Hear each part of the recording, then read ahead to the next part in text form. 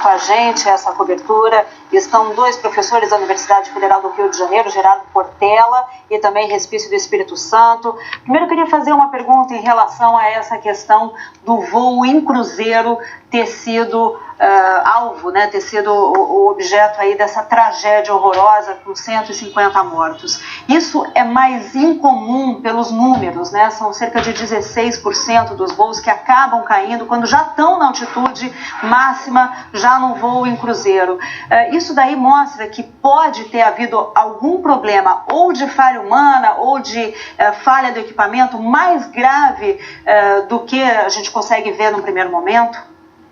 Professor? Sim, com certeza. Voos de cruzeiro, ele estava, se não me engano, a 39 mil pés de altitude, então você pode ter vários problemas ali. Um dos problemas que está sendo considerado pelas agências internacionais, vários especialistas de segurança de aviação comentando também, é a respeito da despressurização da cabine. Alguma falha mecânica que pode ter ocasionado uma despressurização. Então, naturalmente, o piloto vai solicitar do controle de tráfego aéreo uma rápida descida, para você ganhar atmosfera, você voltar a poder ter a atmosfera do lado de fora, a mesma do lado de dentro. Então você despressuriza a cabine e você consegue respirar, os passageiros, a tripulação, tudo normalmente. Então essa descida controlada, supondo que foi uma descida controlada, foi com certeza autorizada pelo controle de tráfego aéreo. Gerardo, a Lúcia Miesel estava falando, né, desses sobrevoos que estão sendo feitos e a visualização dos destroços. O primeiro-ministro francês, Manuel Valls, já tinha falado mais cedo que um helicóptero chegou a fazer um sobrevoo, mas não achou nenhum sobrevivente, não avistou nenhum corpo, mas que os destroços seriam muito pequenos. O maior deles teria o tamanho de um carro, mais ou menos. Isso pode indicar o quê? Bom, faltaria só mais um componente, que seria essa dispersão ser por uma grande área, e em pequenos pedaços, para a gente poder levar com maior força a possibilidade de uma desintegração num nível alto ainda. Então, o fato de ser pequeno é um dos componentes. Falta ainda saber a dispersão, né, porque quando ele se desintegra, aquelas partes continuam com velocidade. Mas essa questão de ser ela pequeno, vai se espalhando. é isso, ele teria de se desintegrar no ar ou teria batido no chão? No ar ele vai se desintegrando, diminuindo, os pedaços vão diminuindo. Quanto mais alto, menores os pedaços. Então, ele chegaria, mas também um impacto muito centrado pode causar isso também, embora viria-se uma cratera, por exemplo, ou uma concentração. Pela informação que nós temos, parece que os pedaços são pequenos, então é um grande indicativo. Falta verificar se em distâncias maiores existe, porque se aconteceu a 8 mil pés, né, ou 6 mil pés, nós não sabemos quando exatamente, mas dependendo dessa altura, a dispersão é maior ou menor. A questão também dos acidentes se concentrarem mais na decolagem, no pouso, né? O avião, ele é um equipamento da engenharia que ele lida com a gravidade, com a força da gravidade, que é a força imperiosa da natureza, né? Então, enquanto ele está subindo, ele está lutando contra a força da gravidade, com uma série de tarefas operacionais, e depois ele se estabiliza, negocia bem a sua situação em relação à força imperiosa, que é a gravidade. É a hora que a gente tira o cinto de segurança e respira fundo. Mas não está livre de dificuldades, porque você vai enfrentar outra dificuldade. E quando desce, é uma queda controlada, entre aspas, né? Não é que seja uma queda, mas você está indo contra essa força imperiosa, clama por esse equipamento para a Terra, mas isso é controlado com toda a tecnologia e chegamos seguros. Então, por isso é mais provável qualquer equipamento que tenha essa dificuldade com a gravidade, quando você está mais bem negociado com a velocidade de cruzeiro, a probabilidade de você ter mais problemas para gerenciar é menor. E a questão de fatores humanos, eu acho que no momento é muito difícil. Eu não temos indicativo, só essa questão do Mayday. Talvez ele não tivesse nem tempo de dar um Mayday, porque se houve uma descompressão, ele não conseguiu botar a máscara, ou não pensou nisso, não conseguiu fazer as ações. Não sabemos ainda. Pois as autoridades que estão indo para o local, principalmente, estão dizendo que não descartam nenhuma possibilidade, frisam muito esse nenhuma possibilidade. É claro que as investigações começam agora e a corrida é para encontrar as caixas pretas que vão poder ajudar nas investigações. Mas existe algum indicativo, a gente poderia colocar isso sempre no campo da hipótese, mas existe algum indicativo de ataque terrorista? Algum problema durante o voo? Ou pelo trajeto, pelo percurso, pela queda de velocidade, pela perda de altitude, a gente não pode falar nisso. Não tem um indicativo de ataque terrorista. Bem, eu acredito que por enquanto é muito cedo para nós falarmos qualquer coisa a respeito disso, mas você tem uma frequência específica para sequestro, por exemplo, né? Então nada disso foi colocado pela tripulação. Um outro ponto também é que algumas agências internacionais... Geralmente, então, o piloto fala quando existe um sequestro, ele coloca numa determinada frequência. Então, todos sabem que a partir do momento daquela frequência está, vamos dizer assim, sintonizada no transponder da aeronave, a aeronave está em sequestro, ela está sendo sequestrada. Mas poderia haver a possibilidade de ele ter tido tempo de fazer isso também? Sim, pode ter. Essa possibilidade existe, claro. Eu acredito que em algum ponto... algumas agências estão inclusive colocando isso, que em algum ponto da descida ele declarou emergência, ele solicitou auxílio, né? O famoso distress call, quer dizer, eu estou precisando de auxílio, o que eu faço? Tá? Por favor, por quê? Por que isso? Porque você descer do jeito que ele desceu, né? Admitindo que ele estava no controle, né? Como o professor falou aqui, ele estava no controle dentro de um espaço aéreo tão congestionado como o europeu. Tá? Que a gente vê aviões passando até exatamente, né? Você na janela você acompanha o restante do tráfego aéreo, né? Então essa descida dele foi também controlada pelo controle de tráfego aéreo. Ele não poderia descer de 39 mil pés para qualquer outra altitude sem auxílio do controle de tráfego aéreo.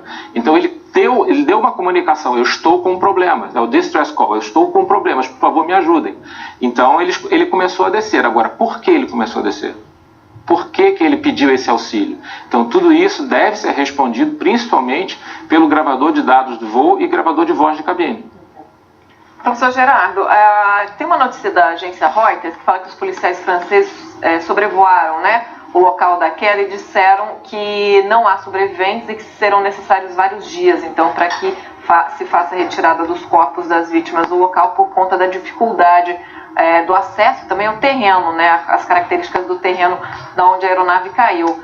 De acordo com a sua experiência, quanto tempo o senhor acha que vai ser preciso para que haja, primeiro, uma evidência do que teria acontecido e também o resgate da fuselagem e dos corpos desse local de difícil acesso? Operações de resgate, seja no mar, seja em terra, elas são muito específicas, têm dificuldades muito específicas. E você pode ter uma previsão hoje, vamos dizer, 30, 45 dias. Aí entram 15 dias de nevasca. Então você pode ter uma ideia de que vai conseguir em 30, em 45 dias retirar tudo que for agregar para a investigação. Mas é muito difícil assim, estabelecer um período. A gente ainda não tem nem as informações sobre os recursos, se eles são compatíveis com o local, talvez tenha que chegar caminhando até o local, mas eu acredito que para fazer ali um contato, tomando como base até o acidente que a gente teve no Brasil, que foi o trabalho de resgate que foi feito pela Força Exército, né? Foi um trabalho da Gol, com Legacy. Foi um trabalho incrível, porque é muito difícil aquele resgate. Então a gente sabe que pode demorar, mas eles vão conseguir vencer essa dificuldade toda e retirar de lá tudo que é mais importante, inclusive os corpos. Pois é, a gente tem informação de que ali naquela região dos Alpes tem uma estação de esqui e que as pessoas chegaram a ouvir o barulho e pensar que era uma avalanche. Em alguns momentos aí falam, não, é diferente esse barulho. Quer dizer, houve um choque, pelo relato de testemunhas, grande, apesar dos destroços, pelos relatos, terem um tamanho de até um carro, foi isso que visualmente pareceu até agora, houve um choque grande, mesmo que tenha se desintegrado no ar, a gente pode falar assim, professor? O choque, com certeza, né? Como o professor estava colocando aqui, também depende da inclinação do relevo, né? Quanto mais inclinado ele for, mais o choque vai se concentrar num determinado local, né? Também podemos inferir que ele tentou minimizar o impacto. Se ele estava no controle da aeronave, a tripulação com certeza tentou minimizar o impacto, não é? Então tudo isso tende a ser respondido com as caixas pretas, com as análises do radar, até onde o radar conseguiu acompanhar e tudo mais. Agora, só para complementar, existe a possibilidade dele ter perdido sustentação e ainda ter controle de onde cair? Ou isso é muito difícil de... Bem, se ele perdeu a sustentação aerodinâmica... Não tem como. Não tem como. Não tem como mesmo. Agora, os relatos dão conta de que o comandante ele tinha mais de 10 anos de experiência como piloto da Lufthansa e também da Germanwings e mais de 6.000 horas de voo no comando de aviões da Airbus. A gente falava mais cedo, né, professor Gerardo, sobre essa questão da automação do avião. Um piloto tão experiente, ele podia ter participado de que tipo de situação ali para que ele perdesse o controle da aeronave ou tivesse um descontrole emocional ali e não soubesse como reagir? A questão da automação e do papel do ser humano na condução de um equipamento não é privilégio da área de aviação. Usinas nucleares, né, também tem esse problema, grandes salas de controle, sistemas elétricos que podem causar um blackout. Então, essa polêmica, ela está presente hoje, porque nós alcançamos um alto nível de automação, isso é bom, mas muitas vezes se comenta que o operador ele perde o feeling, né, o sentimento da pilotagem ou da operação propriamente dita, e essa é uma polêmica e que aí pode também levar a uma interpretação de erro humano. Isso é um problema também porque as organizações oficiais, sejam empresas ou outras, mas pode ter, as seguradoras, pode ter um interesse em colocar e focar na pessoa, mas tudo que acontece com o equipamento de engenharia tem relação com o ser humano, mas a causa raiz, ser um ser humano, é outra história. Então, precisa se apurar, houve erro humano? Pode ter, mas foi a causa raiz? Será que o plano de voo foi adequado? Será que o equipamento estava plenamente capaz de enfrentar? Então, são questões que têm que ser avaliadas na investigação.